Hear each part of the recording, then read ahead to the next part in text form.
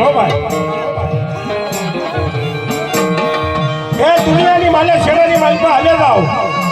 કોઈના કળ ભાગલાની માલી પર મેલડી હોય જ ન હોય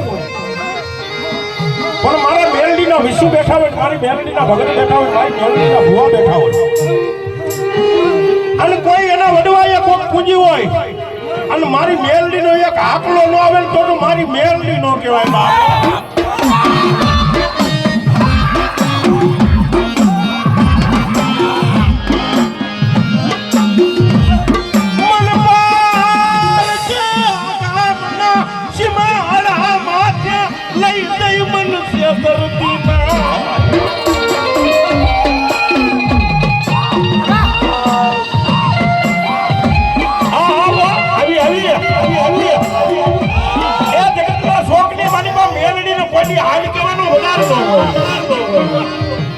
અને મારી મેલડીના ટપોરો કોઈની નો કરાય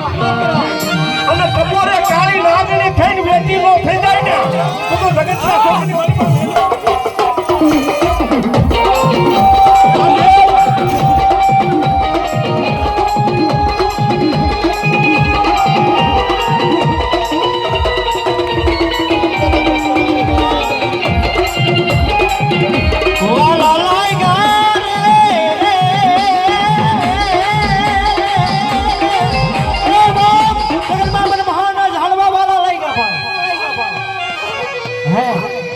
આજ મારી રામનાથ ફળના શમશાનની મેળડી આવી છે ભાઈ જો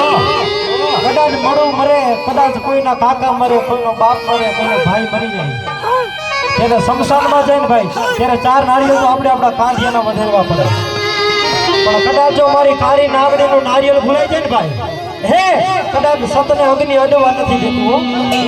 તેથી ભુવાને ટપોરો કરે ભુવા આ શું હવે આમાં તો જીવ છે નહીં આ તો મૂર્તિ થઈ ગઈ હવે આને અગ્નિ હરતી કેમ નથી પણ તેથી ભુવાને તન મનોમન મેળડી હરતી ભાઈ હે અગ્નિ નથી હરતું એનું કઈ કારણ છે કે 4 નારિયેળ તો તે તારા કાંઢિયાના વધેરા પણ જ્યાં લગી મન મારી મેળડીનું નારિયેળ નો દે ને ત્યાં લગી જો સતીને બરબાદ ને તને મને રામનાથ ભળાના જાણવા લાગ્યો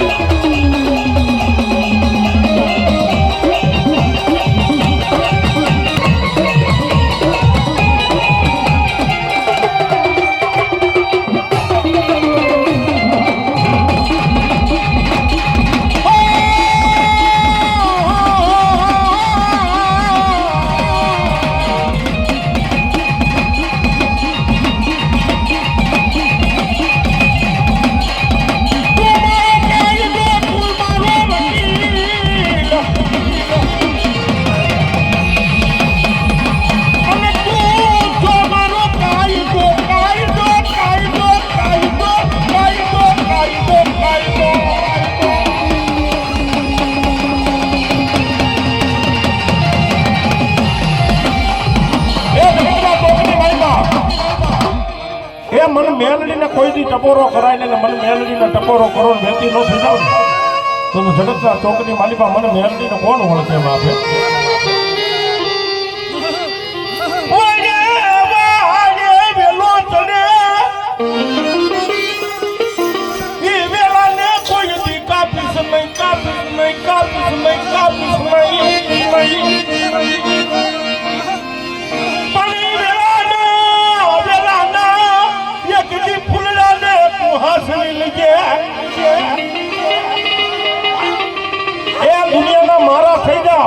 અને જગતની માલિકા વાળ ને ખાંડો થવા દઉં ને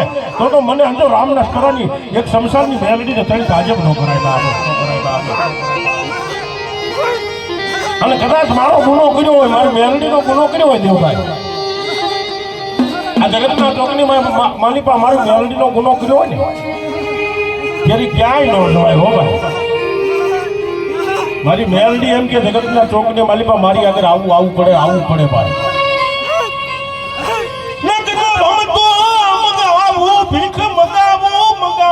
મંગાવું મેલડી કે વાટકો લઈને જો ભિખારી નો બનાવી તો જગતના ચોકની માલિકા મને રામનાથ પરાના શમશાનની માલિકા બેહનારી મને મેલડી કોણ ઓળખે આપે અને તેથી જગતના ચોકની માલિકા મારી મેલડી બોલે શું કહે એ આઈ તારા હવા હવા માણ ના તાબા મેલડી હવા હવા